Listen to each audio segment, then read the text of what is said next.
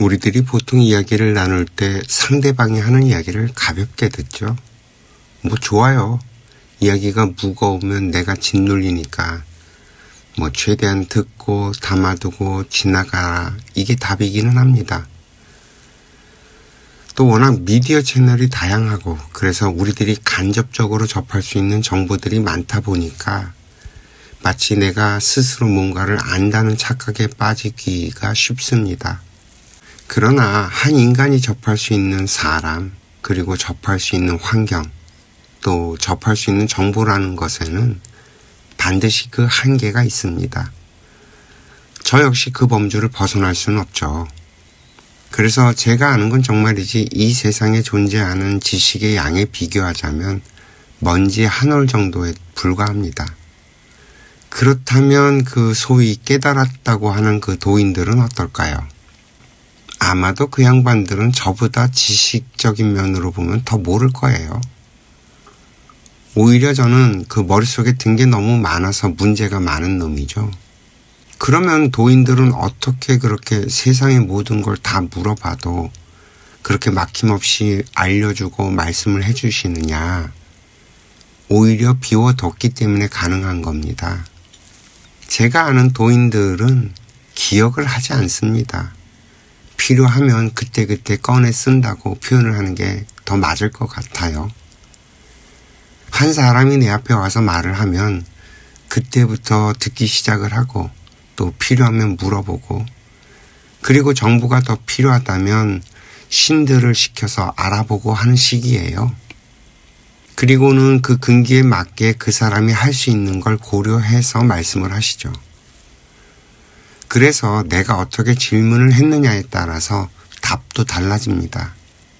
그분들의 대답은 항상 고정된 게 아니에요. 대신 그분들은 원리를 아시죠. 그게 몸에 박혀 있는 거고요.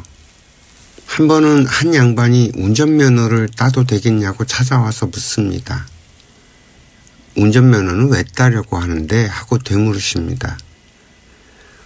뭐 먹고 살 길이 막막해서 운전면허라도 따서 운전을 해서 먹고 살려고 그럽니다 하니까 그거밖에 할 게 없어 하고 되물으시네요.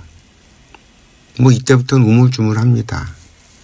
이미 도인께 묻는 그 사람은 운전면허를 따겠다고 마음을 먹고 찾아왔어요. 그래서 그저 운이나 받겠다고 찾아온 거죠. 그럼 이제부터 이게 대답해지기가 곤란해집니다. 이 사람은 이미 운전면허를 따서 운전을 해서 먹고 살아도 되는 사람이 아닌데 본인은 그렇게 하겠다고 찾아온 거거든요. 그런데 참 재미난 건 도인들께서는 누군가 와서 어떻게 하겠다고 하면 절대 하지 말라고 하지 않습니다. 뭘 어떻게 하겠다고 하면 그러라고 하시죠. 왜냐하면 도인께서 이렇게 말씀을 하시게 되면 그 사람은 그 말을 곧이곧대로 따르지 않아요. 결국에 돌아가서는 시퉁시퉁거리고 지 하고 싶은 대로 해요. 근기가 그거밖에 안 되기 때문에 괜히 도인께서 이렇게 딱 하지 말라고 해버리게 되면 운이 막혀버리게 되고 그 사람 기운이 안 풀리고 가서 또 하지 말란다고 안 할 것도 아니고 그게 뻔히 보이고 알기 때문에 하지 말란 말 자체를 안 하세요. 그리고 도인들께서 이래라 저래라 하시는 분들도 아니고 그래서 그날 그 처사분께서는 결국 운전면허를 큰 스님께서 따도 된다고 하셨다고 하면서 돌아갑니다. 그리고 항상 어디 가서도 큰 스님께서 운전면허 따고 먹고 살라고 하셨다고 말을 하고 돌아다닐 겁니다. 뭐 이런 식의 이야기는 너무 많아요. 하루는 일가족이 찾아옵니다. 그 집 작은 아이가 빙의가 된 상태였죠. 아이 아빠는 공직에 있는 사람이라 나름 고위직이라고 합니다. 근데 참 가관이에요. 아이가 병에 걸려서 찾아온 양반이 정말 온갖 똥폼을 다 잡습니다. 내가 뭐가 어떻고 어디 가서 뭐를 했고 어디 누구를 알고 해가면서 도인께 이런저런 이야기를 합니다. 그런데 갑자기 이 아이의 누나가 당돌하게 도인께 묻습니다. 뭘 어떻게 해줄 수 있냐고. 이 버릇없는 아이의 부모들은 진즉 나무라는 척은 하지만 자기들도 속으로는 그걸 원했던 게 역력히 보입니다. 그러니까 도인께서 그만 돌아가시라고 그럽니다. 내가 너희들을 오라 했냐 가라 했냐, 내가 누군지도 모르고 남의 말만 잔뜩 듣고 찾아와서 내가 이러마 하면 믿겠냐 아니면 저러마 하면 믿겠냐 하십니다.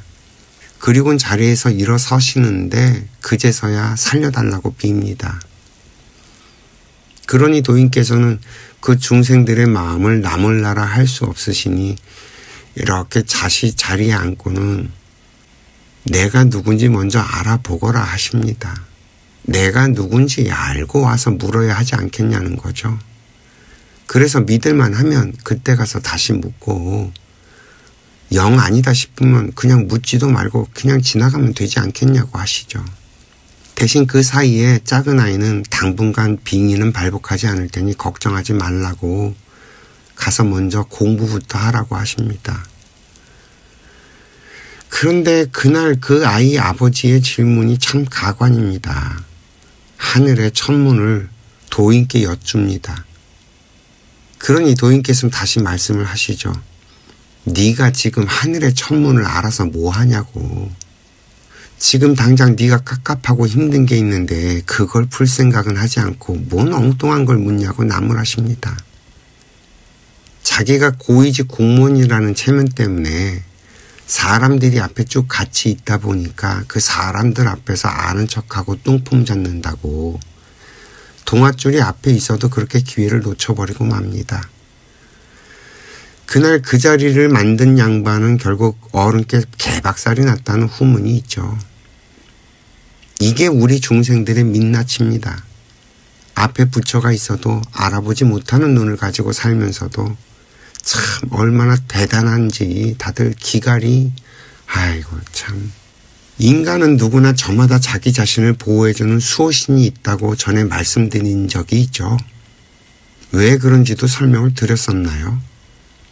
이 아이가 막 태어날 때 우리의 영혼이 아이에게로 들어갑니다. 이 우리의 영혼이 들어가기 전까지, 그리고 막 아이의 몸에 들어갔을 때 우리는 거의 무방비 상태죠. 아직 영혼이 완전하게 안착이 되질 않았기 때문에 자칫 그 탁한 기운이나 귀신들이 달려들면 난리가 나겠죠. 그래서 영계에서는 한 아이가 태어날 때 그 영혼을 보호하는 신들이 정해지고 같이 옵니다. 그리고 그 수호신들은 대개 나와 일평생을 같이 하면서 같이 합작을 하죠. 그래서 왜 그 371을 지키는 게 그래서 그래요. 금줄 치고 뭐 이렇게 하는 게 그런 이유 때문에 그럽니다. 이런 거 예를 들어서 좀 얘기를 하면 그 신동이라고 부르는 아이들이 있죠. 우리가 영재라고 부르기도 하고. 그 신이 발복한 동자라는 뜻이 되고요. 영적으로 제조가 발복한 아이란 뜻도 됩니다. 어쨌든 이 신들이 하는 일이 첫 번째는 나와 인연을 맺어주는 역할을 하고요. 그래서 연애를 할 때 그 콩깍지 신공이 발휘된다고 했던 게 바로 이 신들이 합의를 보고 내 눈에 콩깍지를 씌운다고 표현을 했던 겁니다. 그리고 나서 이 두 번째가 바로 내가 타고난 재주라고 부르는 것들 대개가 이 수호신들이 가지고 온 재주일 확률이 높아요.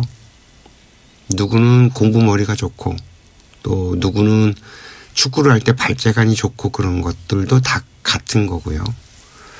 또 군인이나 경찰 같은 걸로 풀리는 사람들은 그 신장이나 장군 같은 양반들이 같이 온 경우고, 또 나랏밥 먹는 공무원으로 풀리는 사람은 나라 대신이 같이 동참을 한 경우고, 또 장사나 사업 같은 재주를 풀어먹는 양반들 같은 경우엔 업 대신이 같이 와서 그러는 등 단순하게 내가 내 재주로 살아가는 게 아니라는 말입니다. 원래 이 인간이 일육신 일영혼이라는 대원칙이 있어서 그 수호신들이 있는 탓에 함부로 삿된 것들이 침범을 하지 못합니다. 그러면 그 빙의는 뭐냐? 수호신들이 손을 놔버린 경우가 있어요. 만약에 이 부모가 뭔가 좀 잘못 살아서 그 혼나야 되는 경우가 있어요. 그럴 경우엔 그 누구 말도 안 듣다 보니까 자기 자식, 그 가장 그 아끼는 자식한테 그런 현상이 벌어질 때가 있어요. 뭐 어떤 사람은 빙의가 생기기도 하고 또 어떤 아이는 사고로 드러눕기도 하고 또 죽기도 하고 이게 다 부모들 두들겨 패는 일들인데 어쨌든 간에 이 부모가 혼나야 될 경우에는 연계해서 수호신을 먼저 정지 작업을 해버려요. 또 이런 경우에는 아이가 애초부터 그런 희생의 팔자를 타고 태어난 경우도 있고 그래요. 아무튼 이런 식으로 운영이 됩니다. 아마도 이런 이야기들은 무속인들 찾아가면 다들 들어보셨을 얘기들일 거예요. 그래서 수호신들이 손을 놓게 되면 떠돌이 귀신이나 잡귀나 그런 탁한 것들이 들러붙죠. 들러붙어서 빙의 현상이 벌어지고. 아무튼 이런 식으로 운영이 됩니다. 지금 이 사회에서 대부분 잘 나간다고 하는 사람들은 바로 이 수호신들이 왕성하게 활동을 하는 덕분에 그렇게 잘 풀려가고 있는 겁니다. 그래서 우리가 성공한 사람들에게 물어보면 거의 모든 사람들이 이구동성으로 그런 말을 해요. 운이 좋았다고. 그 운이 신들이 도와서 그런 거예요. 그런데 이런 얘기들이 안 먹히는 사람들이 있죠. 자기가 똑똑하고 잘난 사람들. 이 사람들은 신이 어딨냐고 하면서 신들에게 대들고 싸웁니다. 인연을 보내줘도 귀전으로 듣고 말죠. 알려줘도 무시를 합니다. 이 뭔가 인생이 잘 안 풀리는 사람들을 보면 100% 하나같이 다 똑똑하고 자기가 잘난 사람들입니다. 그래서 항상 이렇게 하면 될 텐데 하는 말을 입에 달고 살죠. 그런데 그렇게 해도 절대 이루어지지 않아요. 이런 사람들 눈이 얼마나 바삐 돌아가는지 말을 하면서도 이 머리 돌아가는 게 보일 정도죠. 그 얘기 해봅시다. 왜 머리 좋은 사람들이 안 풀려가는지 그 얘기를 좀 해볼게요. 그래야 좀 이해가 될 테니까. 저희 인생학교에서는 제발 좀 계산 좀 하지 말라는 말을 자주 합니다. 이 계산이라는 게 뭔지 자꾸 이렇게 얘기만 해서는 쉽게 가름이 안 타실 테니까 이런 거예요. 우리는 내가 좋아서 잘해주고 상대방이 내가 잘해준 만큼 나에게 잘해주지 않는다고 짜증을 내고 화를 내죠. 그러면서 그러죠. 야, 내가 이 정도 하면 최소한 이래야 되지 않냐고. 그런데 도대체 그 근거가 뭐죠? 아니, 그렇다면 처음부터 내가 이만큼 할 테니까 당신도 나한테 이만큼 해줘야 한다고 계약을 하거나 문서를 만들어 놨어야죠. 상대방이 어떻게 해달라고 요구한 적도 없는 것들을 그저 당신이 좋아서 해준 거 아닌가요? 자기가 좋아서 했다면 자기 만족을 했잖아요. 그건 이미 돌려받은 거거든요. 근데 상대방이 안 해준다고 승질을 냅니다. 이런 게 자기 계산이라는 거예요. 또 뭐가 있을까? 손님이 왔습니다. 근데 손님이 부당한 요구를 한다고 그래요. 그러면서 화를 내요. 가게, 즉 이 업장을 열면 내 업을 소멸해 줄 손님들이 찾아오게 됩니다. 그 손님들은 내 계산과 다르게 전혀 갖춤이 없을 수가 있어요. 왜냐하면 누구나 오라고 문을 열어뒀잖아요. 업장을 열면서 우리가 이런 손님들만 받습니다 하고 입구에 써놓지를 않아요. 만약에 내가 진상 손님을 안 받겠다라고 생각을 한다면 입구에 써놓으세요. 진상 손님은 받지 않는다고. 왜 그런 거 있잖아요. 그 노키즈존. 제한을 두려면 미리 고지를 하면 됩니다. 물론 그래도 내가 계산하지 못하는 진상은 또 생기기 마련입니다. 그럼 왜 그런 진상이 생길까 고민을 해봐야죠. 사실 간단해요. 네 계산대로 되지 않는다는 걸 알려주는 겁니다. 내가 이번 생에 태어나면서 이 몸을 받으면서 할당된 나의 몫이라는 게 있습니다. 그 할당량은 반드시 채워야 하는데 자꾸 내가 편식을 하겠다고 하니 한데 내 대갈통을 후려치는 일이 벌어지는 중이죠. 야 이놈아, 이걸 먹어야 네 인생을 풀어갈 수 있어. 그거 하라고 어렵게 몸 하나 만들어서 인간으로 살라고 보내줬더니 하라는 건 안 하고 엄한 짓을 하냐면서 나를 꼽살리는 겁니다. 그래서 저희 인생학교에서 기준을 정해드리잖아요. 오는 인연 막지 말고 가는 인연 잡지 않는 거라고. 이 말이 이런 원리 때문에 그런 거예요. 내 할당량을 채우는. 그래서 내 업을 갚아내고 풀어내라는, 결국엔 나조라고 벌어지는 일이라는 거죠. 근데 이걸 내 계산으로 좋다 싫다 기다 아니다 맞다 틀리다 떠드는 것뿐이에요. 그러니까 제발 좀 그런 계산 좀 하지 말라고 저희는 권하는 거고요. 또 어떤 예가 있을까요? 뭐 사실 이게 부모 자식 사이나 부부 사이에 이런 상황들이 사실은 제일 많죠. 자식을 위해서 희생을 했다는 부모들 이야기 특히 그렇죠.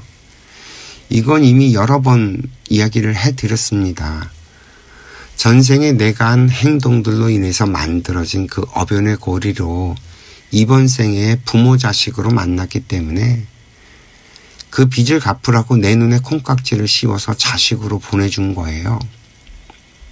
그래서 나는 열심히 빚을 갚고 있는 중이고, 그런데 이 빚을 갚으면서 내 욕심이 더해지죠.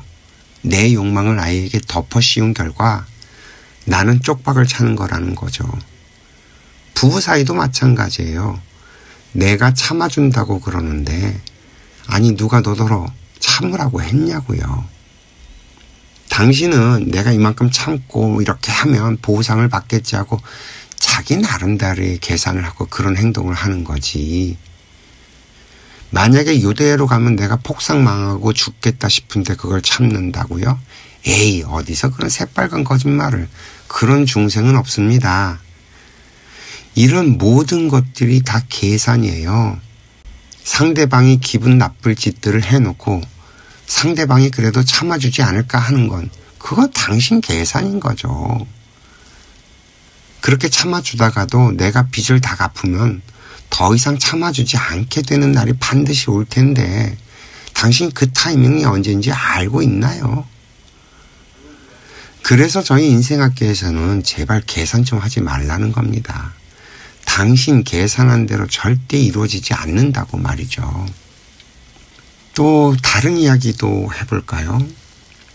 이 머리 좋은 놈들이 정말 얼마나 웃긴 일을 벌이는지 모릅니다. 예를 하나 들어볼게요. 어떤 사람이 있어요. 지 멋대로 살다가 슬슬 이제 일이 꼬이기 시작을 합니다. 그래서 이러지도 못하고 저러지도 못하는 상황에 내몰려서 결국엔 꼼짝도 못하고 묶여서 보고 싶지 않은 꼬라지를 보면서 살아야 하는 그런 상황에까지 몰려버려요. 그러던 어느 날 인생은 공부를 하는 거란 이야기를 듣게 되죠. 그 이야기를 들으니 움찔하게 됩니다. 워낙 촉이 좋다 보니까 느낌이 빡 온 거죠. 아, 이거 잘못하다간 저택이다 싶은. 그래서 그때부터 공부하는 신용을 합니다. 아우, 뭐 남들이 보면 정말 열심히 공부를 하나 보다 싶을 정도로 말이죠.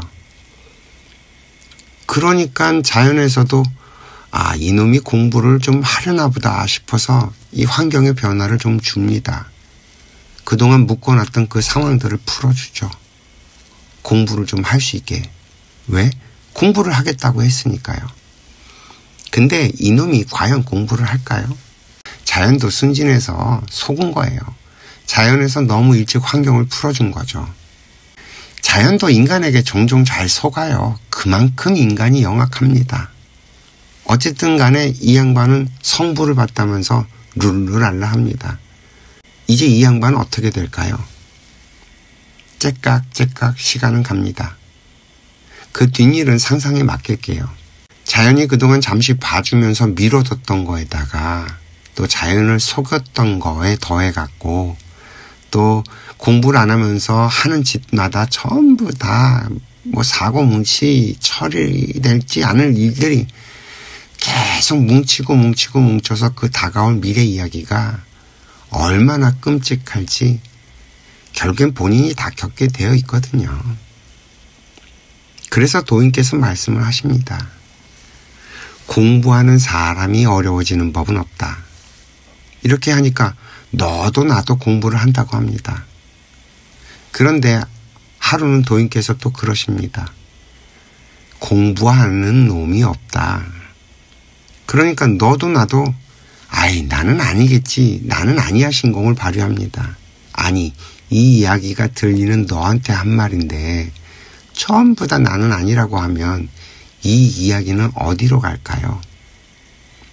내 귀에 들렸다면 결국 내가 들을 이야기가 나한테 온 건데 그걸 아니라고 하면 나는 어떤 상태로 가고 있는 걸까요? 그러면 공부는 하고 있는지 아닌지 어떻게 합니까? 네 입에서 나오는 말을 들어보면 안다. 그쵸? 전에 말씀을 드렸죠. 내가 하는 말이 법의 말이라면 나는 공부를 하고 있는 거죠. 내가 하는 말이 법의 말이 아니라 내 개인적인 사적인 생각과 이런 것들이 섞여 있다면 나는 전혀 공부가 되어 있지 않고 공부를 하고 있지도 않다는 반증이 될 겁니다. 이해가 좀 되시겠어요? 그 전설의 스티브 잡스가 남긴 기가 막힌 표현이 있죠. Connecting the dot. 인생의 이 점들은 결국엔 다 연결이 되어 있다는 겁니다. 이 사건과 저 사건이 아무런 연결이 되지 않아 보이지만 훗날 뒤돌아보면 전부 하나의 선으로 연결되어 있다는 겁니다.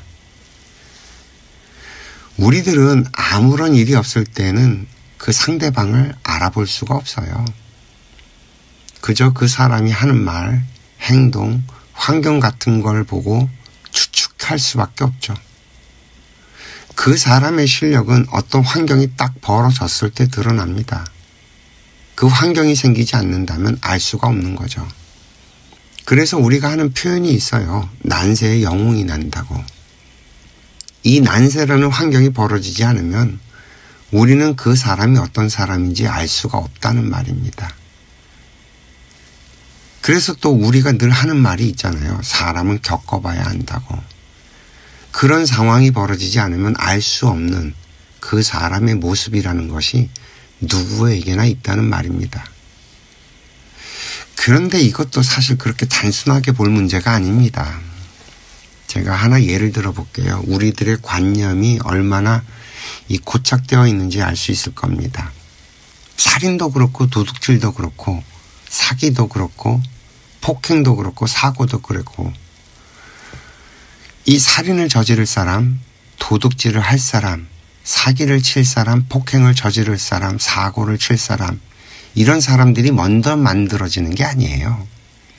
살인을 당할 사람, 도둑질을 당할 사람, 사기를 당할 사람, 폭행을 당할 사람, 사고를 당할 사람들이 먼저 만들어집니다. 그런 뒤에 그 역할을 담당할 사람들이 만들어지는 거예요. 그리고 그 역할 담당은 수시로 바뀝니다. 그 역할을 할 사람이 만약에 도인을 만나서 개과천선을 하면 더 이상 그 역할을 수행하기가 어렵죠. 그렇게 되면 이 담당자가 바뀌어요.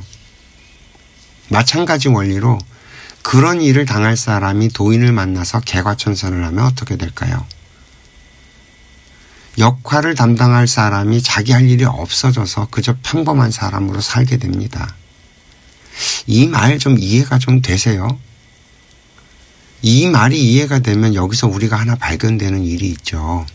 범죄자, 범법자를 잡아서 가둬놓고 교화를 시키는 게 더 나을까요? 아니면 범죄를 유발시키는 사람들을 교육을 시켜서 이 사회에 범죄자, 범법자들이 만들어지지 않도록 하는 것이 더 나을까요?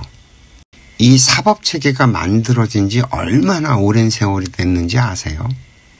그 함무라비 법전에 쓰여진 눈에는 눈, 이에는 이라는 말이 무려 4,000년 전 경입니다. 인간이 만든 법으로 우리 인간을 다스린다는 건 불가능하다는 결론이 나올 때가 되지 않았나요? 우리 인간을 다스릴 수 있는 건 오직 자연의 법칙 하나입니다. 우리가 만든 우리들의 논리와 관념으로는 그렇게 만들어진 법으로는 우리 인간들을 다스려낼 수가 없어요. 지금 제가 이렇게 간단하게 설명드린 이런 이야기들을 우리들은 받아들이려고 하질 않죠.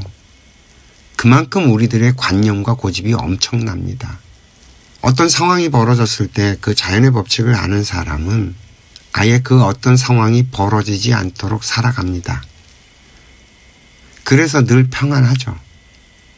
그 편안한 모습이 그냥 벌어지는 게 아니라 미리미리 상황을 다스려서 아무런 일도 일어나지 않는 것처럼 다스려가는 거라는 말입니다.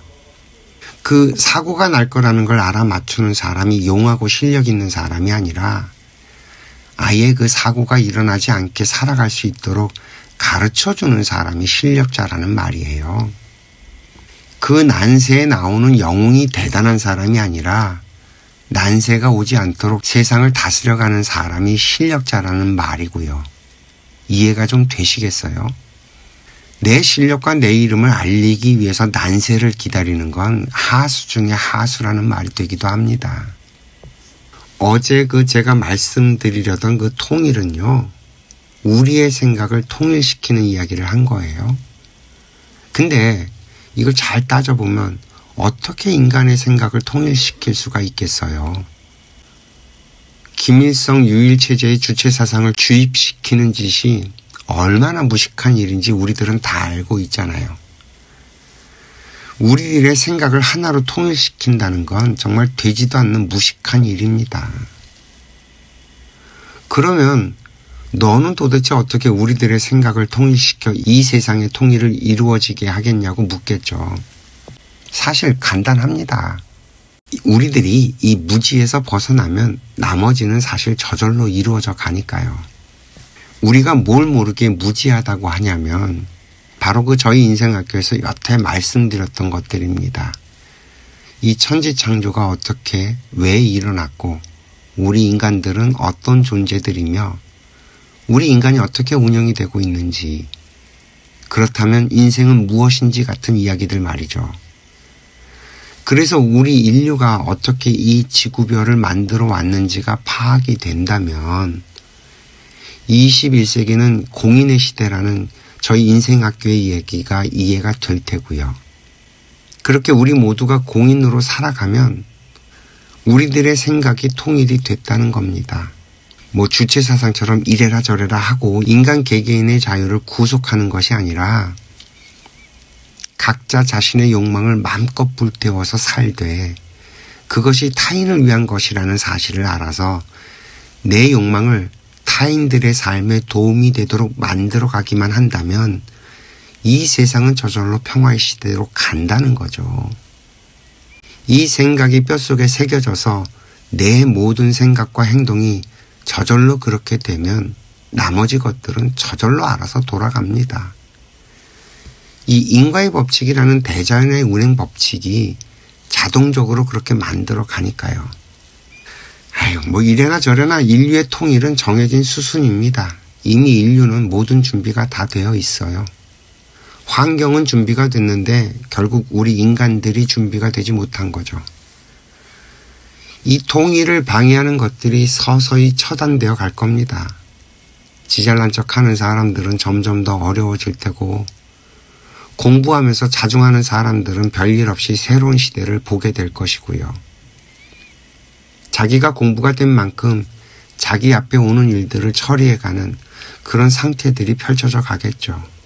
내가 갖춰져 있지 않으면 눈앞에 환경이 와도 보이지 않을 테고 눈 밝은 사람은 세상이 변해가고 있다는 걸 온몸으로 느끼면서 살아갈 테고 결국 뒤돌아보면 그게 그래서 그런 거였구나 하고 깨닫게 되는 상황도 있을 겁니다.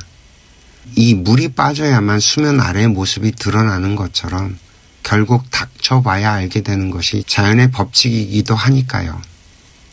오늘도 이야기 들어주셔서 감사하고요. 행복하세요.